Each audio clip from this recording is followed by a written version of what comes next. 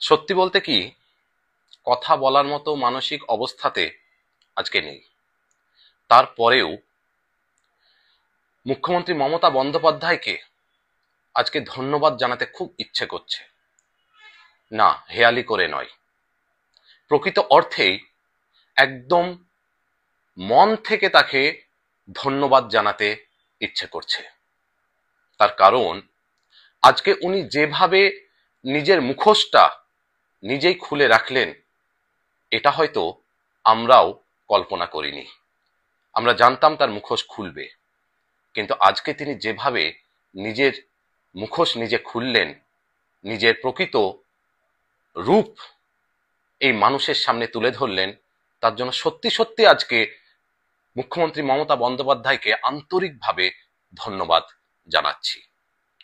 এর পরেও যদি সাধারণ মানুষ আপনাকে চিনতে না পারে, তাহলে তার দায় আপনার নয় মাননীয়া, তার দায় এই সাধারণ মানুষের।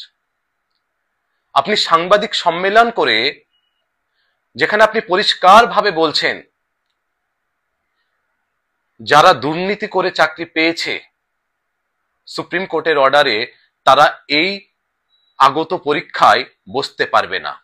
আপনি সাংবাদিক সম্মেলন করে বলছেন যে তাদেরকে আপনি অন্য সরকারি দপ্তরে চাকরি পাইয়ে দেবেন, অর্থাৎ সেই সমস্ত চোরদেরকে আপনি সরকারি দপ্তরে চাকরি পাইয়ে দেবেন।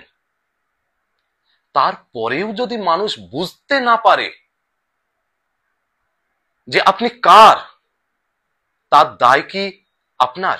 একদমই নয়, তার দায় আপনার নয় মাননীয়া, তার দায় এই মানুষের। কারণ এর থেকে পরিষ্কারভাবে বলা হয়তো আর সম্ভব নয়। যে ছেলে মেয়েটা আজীবন পড়াশোনা করে চাকরি পেল, আপনার দুর্নীতির কারণে তার চাকরি চলে গেল, আর আপনি তাকে বলছেন যে নতুন করে পরীক্ষায় বসতে হবে। সেই পরীক্ষায় যদি সে ফেল করে যায়, তার চাকরি থাকবে না। তার পরিবার পরিজন কোথায় যাবে তার উত্তর আপনার কাছে নেই।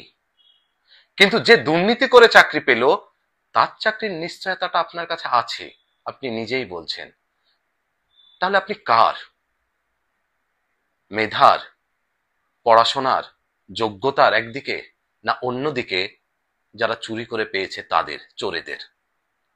এর থেকে পরিষ্কার করে আপনার পক্ষে বলা সম্ভব ছিল না মাননীয়া। সেই কারণেই আজকে আন্তরিকভাবে ধন্যবাদ জানাচ্ছি আপনায় যে আপনি এত পরিষ্কারভাবে আপনার রূপ এই জনসাধারণের সামনে তুলে ধরেছেন যে আপনি কার।